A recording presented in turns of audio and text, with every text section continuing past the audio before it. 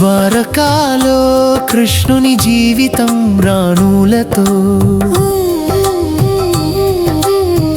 ప్రజాసేవతో మౌనంగా కొనసాగుతుండగా గోకులంలో రాధాత్మవేదనలో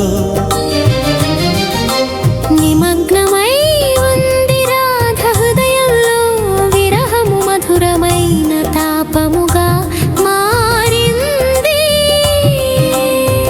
మౌనంగా ఉండే ఆమె నడకలో వేదనలో గీతాలలో కృష్ణుని స్పర్శ ప్రతిధ్వనించేది.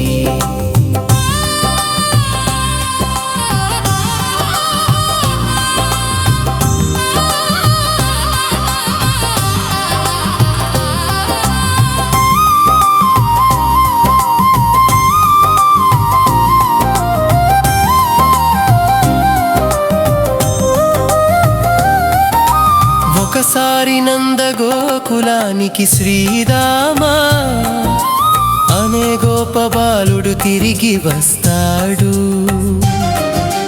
అతనితో పాటు కృష్ణుని చిన్ననాటి మధుర జ్ఞాపకాలు గోకుల వీధుల్లో మళ్ళీ మెరుస్తాయి.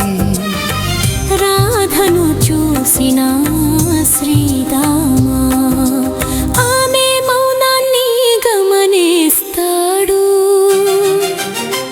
అతడు అనుకోకుండా ఒక మాట చెబుతాడు.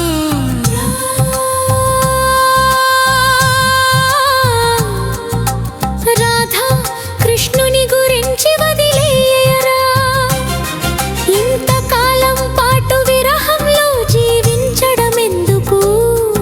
అది రాధ గుండెను పిడిచినట్లవుతుంది. ఆమె కన్నీళ్లతో గాత్రం కంపిస్తూ ఇలా అంటుంది, ఇక్కడ నీవు చూచే నా శరీరం మాత్రమే ఉంది శ్రీరామా. నా ప్రాణం నా శ్వాస నా ఆత్మ కృష్ణుడిలోనే ఉన్నాయి.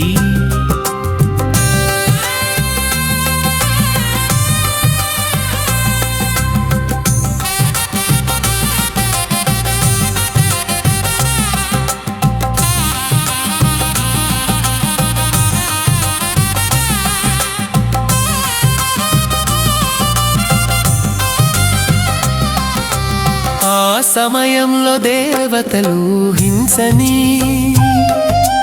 సంఘటన జరుగుతుంది. తన భక్తి పట్ల అవగాహన లేకుండా మాట్లాడిన శ్రీరామాను రాధ విషాదంతో శపిస్తుంది. నీవు ప్రేమ విలువను గుర్తించని వరకు విరహాన్ని ఏమిటో అనుభవించక తప్పదు. ఆ శాపం వల్ల శ్రీరామా భూమికి పుట్టిపడి కొన్ని యుగాల పాటు రాధా కృష్ణల ప్రేమ విలువను తెలుసుకునే ప్రయత్నంలో తపస్సు చేస్తాడు.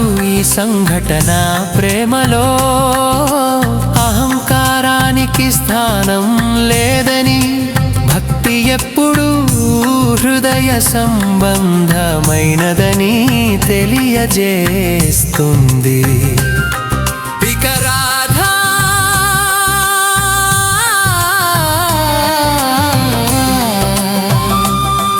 తన మౌనంలో కృష్ణుని నిరంతరంగా అనుభవిస్తూ విరహాన్ని ప్రేమగా మార్చుతుంది. ఈ విరహమే నిజమైన సాన్నిధ్యంగా మారుతుంది. ద్వారకాలో ఉన్న కృష్ణుడికి కూడా ఈ సంఘటన తెలిసి రాధా మహిమకు మరింతగా వందనం చేస్తాడు. ఈ ఎపిసోడో భక్తికి విరహానికి ప్రేమకు మధ్యనున్న లోతైన బంధాన్ని మనం దర్శించగలుగుతాం.